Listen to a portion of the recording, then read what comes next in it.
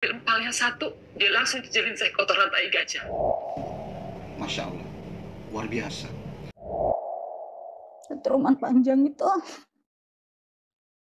terus saya disetrumin, badan saya disetrumin sampai ke dia nyodor-nyodor ke alat vagina saya. Luka. Tidak benar ya, itu hanya ada yang menghasut kayaknya di belakang itu, ya, yang mengatur skenario seperti itu gitu. Ketahuan tuh saya di situ dipukulin sampai pakai balok, ini masih ada tangan saya tandanya. Pakai balok patah dipukulin oleh, terus saya juga dirantai selama 2 bulan. Itu rantai saya dalam keadaan rantai kapal. Ini hanya Fran saja Bu yang melakukan penyiksaan? Itu pada saat itu Fran yang melakukan ke saya. Saya dipukulin dan itu semua dirantai pada saat saya tidur malam. Saya enggak, saya tinggalnya di Oriental Sirkus. Oh. Setelah dari Balikpapan, jalan Balikpapan, di Jakarta sini, saya dibawa ke sirkus. Ibu asalnya dari mana sebetulnya? Juga tidak tahu ya. Saya kurang. Saya bertanya ini karena template orang kita kan tanya, kamu asalnya dari mana gitu kan? Bapakmu siapa? Iya, orang tuamu siapa? Tapi seumur-umur Cak Soleh, baru kali ini saya bertemu dengan orang dan saya bertanya, orang tuamu siapa? Tinggalmu di mana? Sukumu apa? Semuanya tidak terjawab. Formal di sekolah, nah itu sudah kita laksanakan. Tapi juga tim yang mencari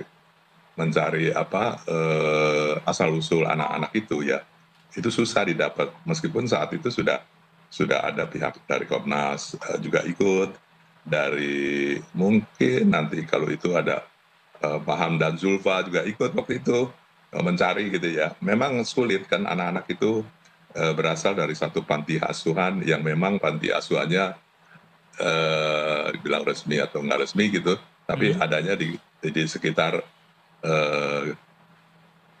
kalau 97 itu di Kalijodo ya. Oke, kalau dari Taman Safari Indonesia sendiri, kita akan bijaksana lah untuk menanggapi hal ini. Kita akan mengumpulkan bukti-bukti, dan kalau memang dianggap perlu, kita akan melakukan action ya, legal action. Karena ini akan merugikan lah image kami. Kami mengelola Taman Safari itu dari tahun 81 sampai sekarang tidak pernah ada hal-hal seperti itu. Iya teman-teman, akhir-akhir ini memang heboh sekali ya. Dikabarkan Taman Safari Cisarua Bogor terjadi sesuatu, ada yang tindak kekerasan atau perbudakan dan sebagainya. Ini memang mengundang pertanyaan, tetapi ya, seandainya benar kejadian tersebut, Masya Allah, luar biasa. Di bangsa Indonesia, di negara kita yang setua ini, seandainya ini benar nih, masih terjadi sesuatu yang seperti itu. Jadi kadang kita tidak habis pikir ya, apa betul kejadian ini? Karena menurut saya cukup aneh. Yang aneh lagi, ya bagaimana ya orang-orang ini menurut pengakuannya tadi, mereka ini orang-orang yang tidak tahu identitasnya, siapa bapaknya, siapa ibunya, apalagi saling jawab tadi, oh mereka diambil dari panti. Ya kalau memang diambil dari panti bagus juga ya, pihak-pihak yang dituding ini bagus juga bahwa mereka memikirkan atau mempekerjakan orang-orang yang barangkali orang tuanya tidak jelas siapa. Tetapi kalau mendengar cerita ini aneh juga ya, aneh karena kok bisa ya seandainya ini benar sekejam itu. Disiksa, dipukul, bahkan di-strom bagian-bagian sensitif nih seorang perempuan. Dipasung juga katanya, bagaimana kan. Tahun 97 kabarnya itu sudah pernah mencuat persoalan ini. Kejadian-kejadian sudah dinaikkan, disebutkan ada almarhum Bahrudin Lopa, Kejagung ada Pak Muladi dan sebagainya. Tapi apakah saat itu tidak ada penyelesaian atau bagaimana? Ini kan cukup membingungkan banyak masyarakat. Ada lagi loh komennya. Ini kita lihat komennya. Komen seseorang. Jadi kalau memang ada kejadian tersebut seperti itu, kita lihat komennya. Komen juga mengatakan sama seperti ini. Banyak komen-komen di forum keadilan ini juga ada, bahwa ada tetangganya yang seperti ini. Jadi apa ya, kalau kita mengatakan sekarang jahat, membunuh, mengambil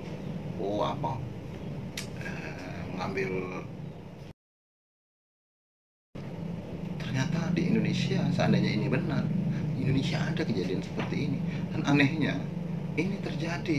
Ini kalau melihat generasi dari ibu-ibu ini, mereka ini orang-orang yang sudah berumur yang kira-kira lebih dari 40 atau mungkin sudah 50-an usia dari ibu-ibu ini. Artinya mereka kalau menilik dari kejadian ini, dari pengakuan ibu-ibu ini, berarti itu sudah kejadian cukup lama. Kalau menilik mengikuti cerita dari ibu-ibu itu kejadian cukup lama. Jadi per generasi itu ada, selalu ada per generasi. Dan seperti itulah, kalau dibilang tidak tahu, tidak jelas orang tuanya siapa, namanya siapa, identitasnya tidak tahu. Kita rasakan di kita sendiri, bagaimana kita tidak tahu asal-usul kita. Dan dijawab tadi bahwa asal-usul mereka ya diambil dari panti, yang dekat dengan tempat lokalisasi, kan seperti itu. Dan ini sangat menyedihkan sekali ya teman-teman. Apakah ini disebut pelanggaran HAM atau tidak, memang pihak yang memiliki kewenangan itulah. Tetapi kalau kita sebagai manusia, kita selalu berpikir, apakah betul masih ada perbudakan di zaman kini ya? Apakah betul masih ada kekerasan-kekerasan seperti itu?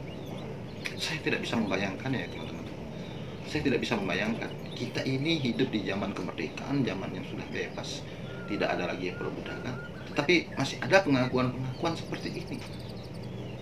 Ini sebetulnya seperti apa bangsa kita ini? Seperti apa keadaan masyarakat kita?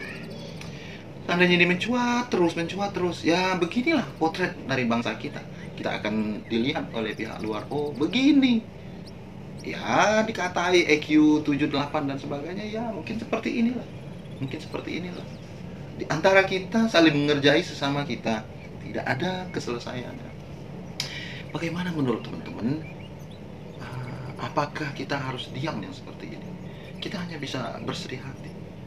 Jelas, seandainya ini benar dan bisa dibuktikan ada sebuah pelanggaran banyak yang tidak bisa kita terima secara sosial, secara masyarakat, secara manusiawi. Apakah ini ada sesuatu di belakang itu? Kita tidak tahu, teman-teman. Baiklah, itu dulu teman-teman ya. Semoga kejadian ini tidak terulang lagi. Seandainya ini benar pembuktiannya, semoga tidak terulang lagi. Dan jujur, secara pribadi kita sangat miris. Semoga ini menjadi pelajaran kita bersama ya teman-teman. Oke? Saya ngambil empalnya satu, dia langsung dijelin saya kotoran tai gajah. Dipaksa dijejelin, dipegang sama pembantunya, terus saya dijejelin. Di depan teman-teman melihat. Itu sampai saya kumur pakai air sabun. Saya kan merasa jijik kan, terus teman-teman juga bantu, ini pakai air sabun kumur. Hanya hal segitu saya sakit hati, cuma saya sudah pendam lama. Berjalannya waktu itu saya punya pikiran, yaitu saya punya keberanian untuk kabur. Padahal saya tidak punya siapa-siapa, dan saya juga tidak punya pacar di luar. Karena kejadiannya Debbie punya bapak itu kan juga udah dikeluarkan, karyawan sirkus. Tapi kalau menyimak cerita Ibu Vivi dan Ibu Butet, betul-betul seperti nama-nama itu tidak memperlakukan mereka sebagai manusia ya. Kembali ke rumah Pondok Indah. Situasi rumahnya seperti apa sampai bagus di sana? Pagar tinggi, besar, security. Tinggi ada 2 rumah. Di tengah-tengahnya ada kolam renang. Besar kok, tapi kita punya yang belakang untuk base camp. Terus untuk anak-anak yang masih bayi itu di depannya, di atas tingkat. Terus rumah bos itu yang depan. Dan pada zaman itu aja sudah ada CCTV. Jadi tahu siapa yang masuk apa itu, satpam sudah ada jaga semuanya di situ. Jadi tidak bisa sembarangan memang ke sana. Banyak orang di sana yang dipekerjakan sebagai pemain sirkus, kemudian dilatih. Banyak. Pada zaman Debbie tuh sekitar ada 13. Saya nggak tahu menurut ceritanya Debbie ya, anak saya. Ada sekitar itu. Tapi pada waktu itu saya sebelum pergi memang saya lihat banyak. Seusia Debbie semua itu masih ada di sana. Debbie sekolah? Tidak. Jadi perlakuan terhadap Debbie kurang lebih sama seperti perlakuan ke Ibu Butet dan Bu Vivi. Cuman mungkin lebih baik sedikit karena dia kan tidak melanggar apa kan, yang paling nemen itu kan yang kalau kita melanggar